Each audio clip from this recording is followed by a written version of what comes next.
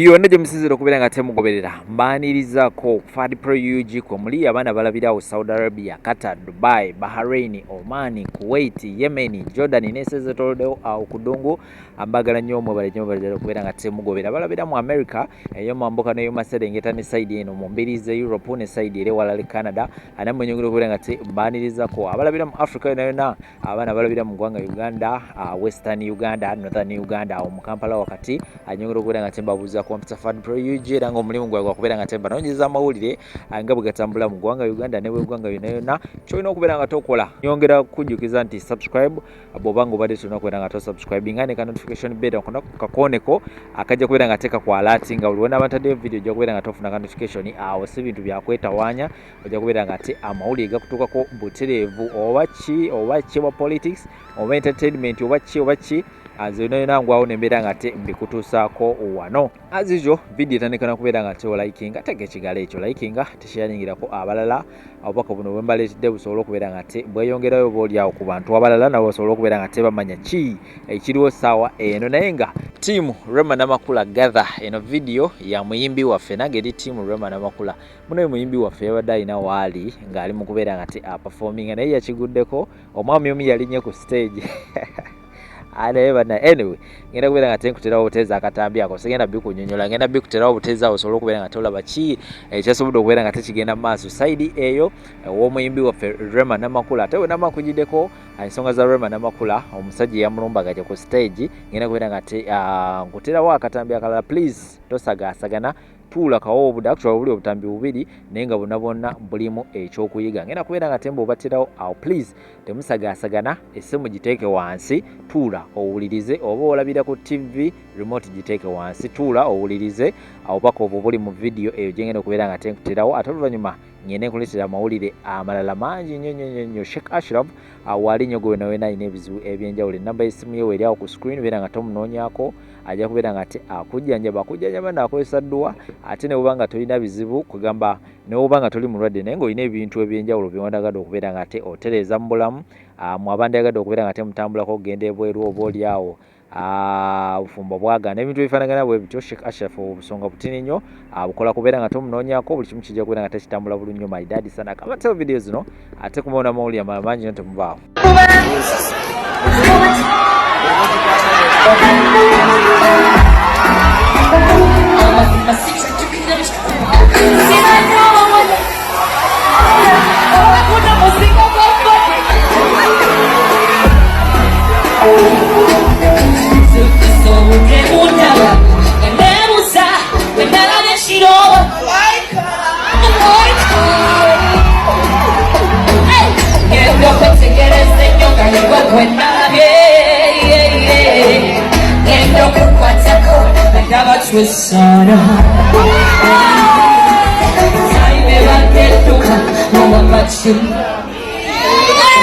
You can up in my mouth for you to fight by two. Come on, let me touch my body. Let me touch my body. I see you want to move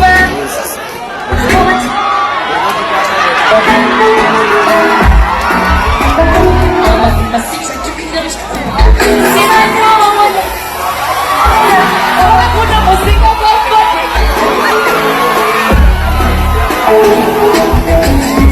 So que mudaba, que me usa, que me la deshiro.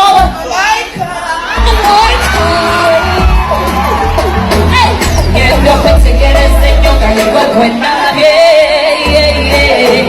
Que lo que cuatro, me daba chuesana. Ay me va que toca, no va macho. You can up in my mouth for you to fight by two. Come on, let me touch my body. Let me touch my body. I see you want. Naye kamera eno kamera esobola okunnyika oba esobola okubbulula essaawa eno ffe bwe tulaba tuwoleeza Honorable Joel Ssennyonyi kamera he understood the assignment mukulembeze bwe yagamba nti kamerayo kyekyokulwanyisa kyo kyova olaba ne speaker wa parliament yali alwana bannamawulire baleme kubeerawo era bannamawulire tebaba kubeerawo kubeera nti bino ebintu babikwata olwaleero simanyi Honorable Joel Ssenyonyi we yandibadde yeetikula kino era naffe twandibadde wali nga tumuyinamu embalabe nga tugamba saatabanga yagira jjukira already tuyinamu trama ya mpuuga neeteebereza olaba twali tuyuzayuza wa 5 tuba kukakasiza ddala ne baleeta ebitukakasa nti omusajja yakwata sente zitandikirwako B etubuuza nti biliwaati nti biliyoni twandibadde tumuyuzayuza era mwabadde batunyiigira nga batubuuza lwaki mwoleza Honorable Joel Ssenyonyi nga wano mpuuga jangu ku vidiyo eno yennyini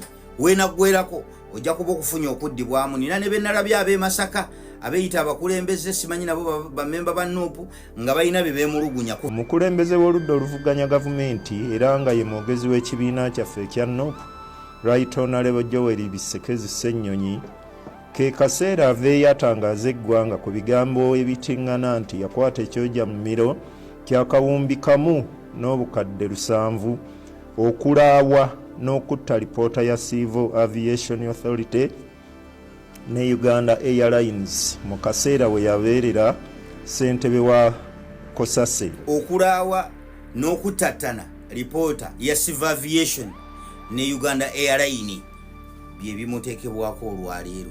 Njagala owulirize vidiyo eno we nagambidde nti kamera yokka yetuleetedde okubeera nti olwaleero naffe tukola ki tumuwolereza naawe amuyinamu embalabe bwe babadde olwedde balwazizza omutima ng'olowooza oba omusajja yagira oba omusajja yagira njagala owulirize wano bulungi. I have 2 reports, one of Uganda Airlines and Uganda National Roads Authority, which are ready.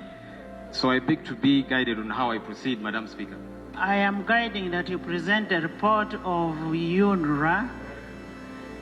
There was a problem in the airlines, is it airlines? Where there was a leakage that was brought, that we ruled upon. We ruled upon that leakage. There was a leakage of a report. A property of this parliament cannot leak out, and you still continue debating on it. Mukawulidde omusajja yaleeta lipooti nga ziri ready n'agaani na lipooti ziri 2 eya Uganda Airlines n'eya UNRA. Speaker yamugamba nti leetako ya UNRA. Eya Uganda Airlines eyo tetukyeyongerayo nayo kubanga waliwo ebyaliikinga webibanga byaliikinga ate ebyaliikinga property ya Parliament eyo yaba afuse biwa abaana tuba tetukyayina gye tweyongera nabyo. Lipoota olwaleero gye mutadde ku musajja nti yagikola ki yagibulankanya yagireeta n'agaya eri ready. Speaker n'agigoba. Who ate the money bwe zibanga ddala sente zaagabo. So bannayuganda don't be fooled mugoberere ebintu ebigenda mu maaso. Dig deep nga tonnasalira muntu ki musango. Bantu abamu balalu abantu abamu waliwo ababafukire abalala baagala kufuna we banywera ku mazzi ate essaawa eno mpuuga ali mu kunywa ku tuzzi. Speaker yennyini naye ali mu kunywa ku tuzzi naye nga tukomawo ku kyemikono ku kyemikono mwagala tujja ku kyemikono naye yali aliidinzeemu delegation y'emikono naye mwamukubisa kisikando ky'abantu beerwa emiyaga ne mugaa nti simanyi yabba ettaka ly'abantu kuga buli abeeyimbyemu mu kigambo ky'obubbi mu Parliament muyina kye mumutaddeko mumukiipinga ebbize biri ebyabiveeko. Sekikubo ye mwamuwumuza bana ebyemikono mukyabiwulira. Sekikubo yo bamuzikiza bamuteekako abantu babeerwa emiyagambo yabba ettaka ly'abantu simanyi abatta simanyi abasongamu emmundu biki ebyo ebyemikono tetukyabiwulira. Kati mpuuga alya bwanywa.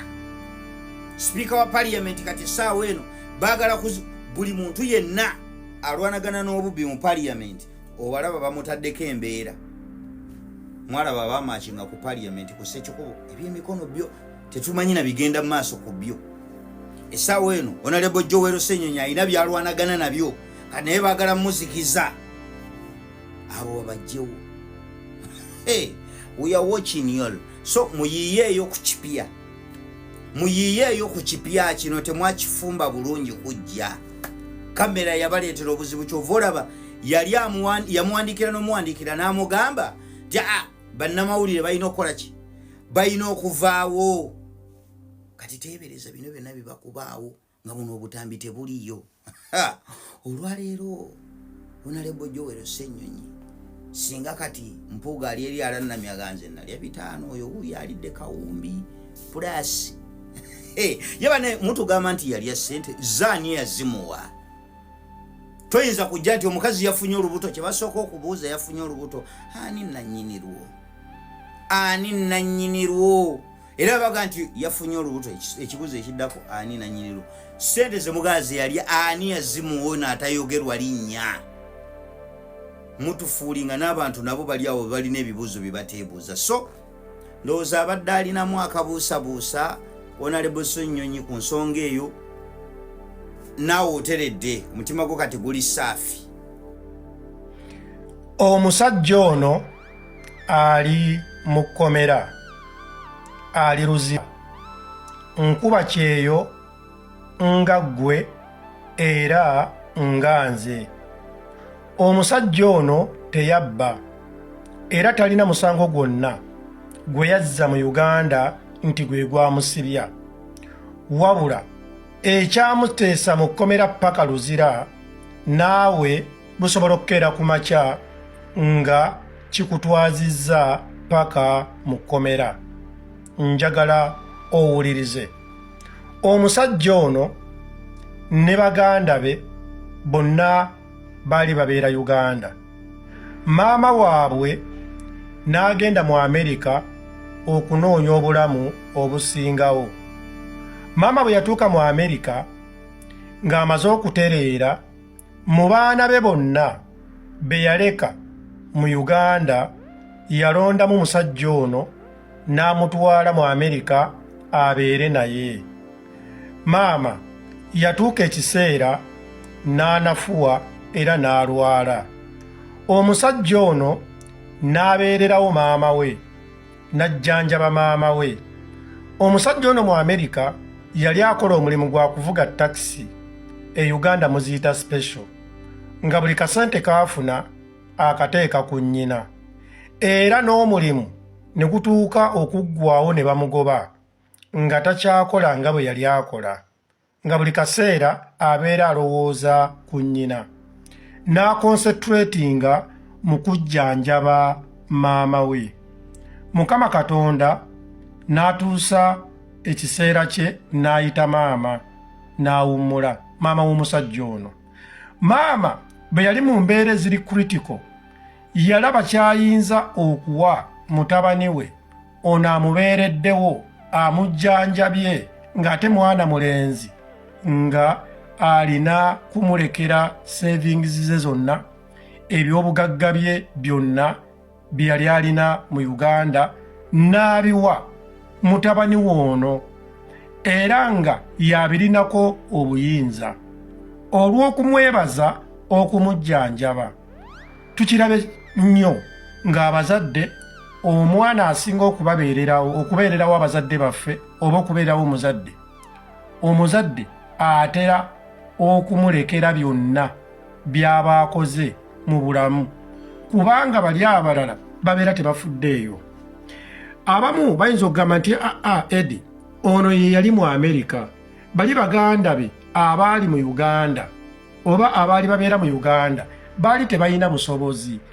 Nze nno naawe era nsobola okukkaanya naawe, naye ate nja kwawukanakokko naawe olw'ensonga emu nti bwe mubeera nga mulwazizza maama wammwe, mulwazizza omuntu wammwe, kkiriza obagaana, ne bwe muba temulina osobola okulaga keya nga atilisiti buli kaseera okyekingako ku maama wo oba ku mulwaddewo.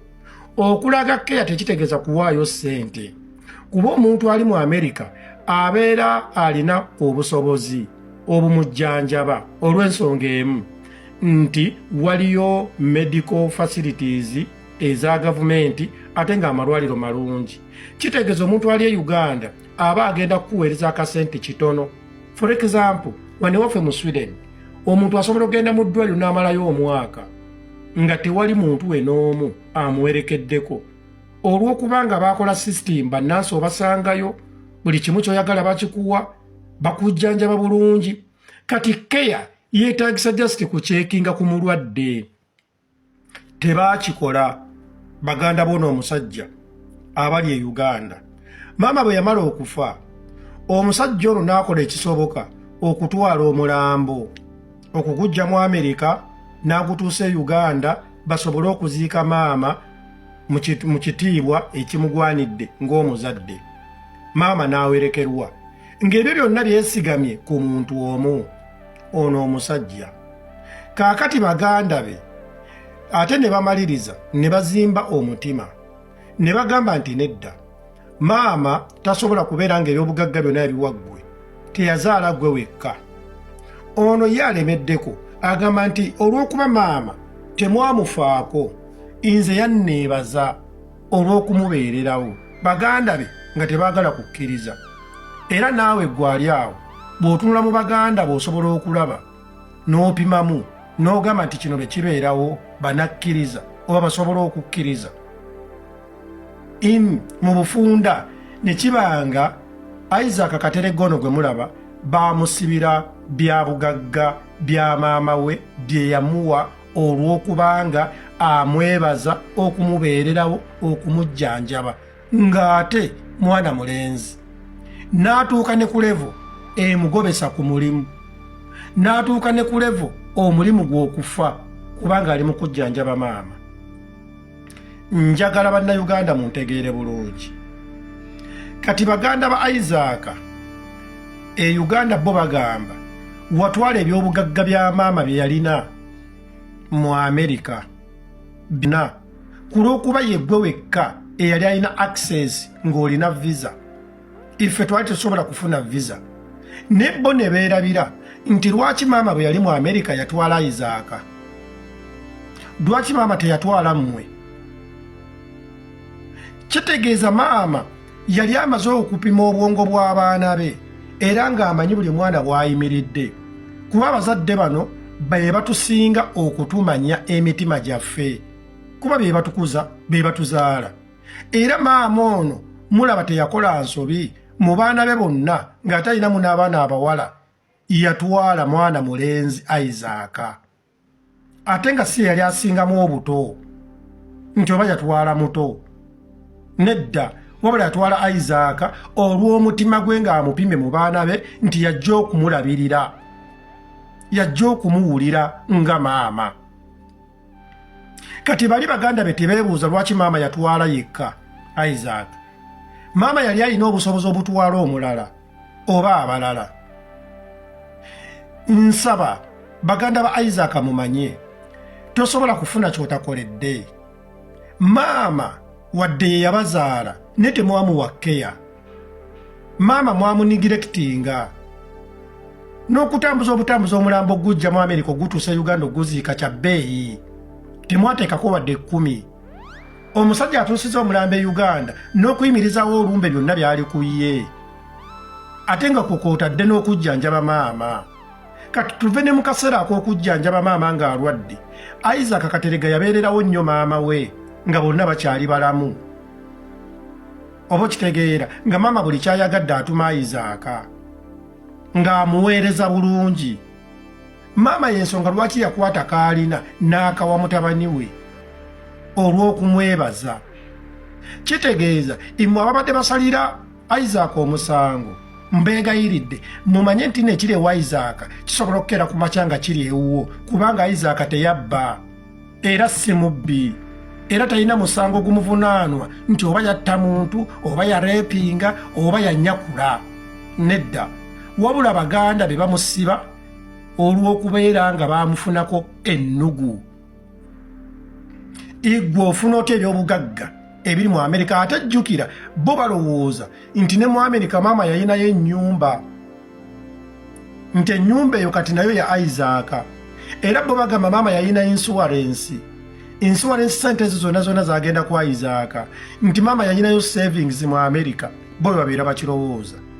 Naye te ne beerabira, njagala mbategeeze bannayuganda naddala mmwe abali e Uganda nti bannayuganda bannaffe abali mu nsi zino balinga mmwe. Waliyo abatasobolera ddala kubeera na mutwalo, waliyo abasula mu ntebe. Saagala mulowooza nti omuntu yenna oluba okujja mu Amerika ng'afunirawo insuwarensi, ng'afunirawo savings, ng'agulirawo ennyumba. Nedda. n'ebyo eby'obugagga ebiri e Uganda maama bw'abeera nga yabirekera Isaac olw'okumwebaza okumujjanjaba mukkirize mugaane maama yabimuwanga mulamu nga takakiddwa Isaac musiba wa bwereere